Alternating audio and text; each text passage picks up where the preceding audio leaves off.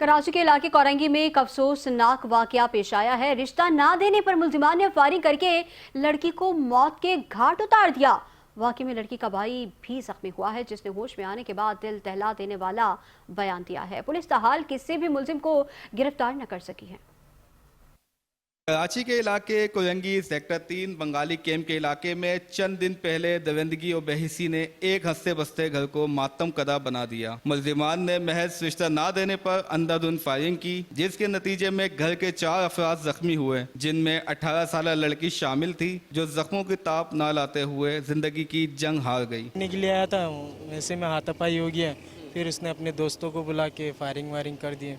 फिर सिस्टर बाहर से आई हुई थी, खाला के घर से आया, बहन से बात करा। फिर मैं पीछे से आ गया था, पीछे से फिर मेरे साथ हाथापाई हुआ।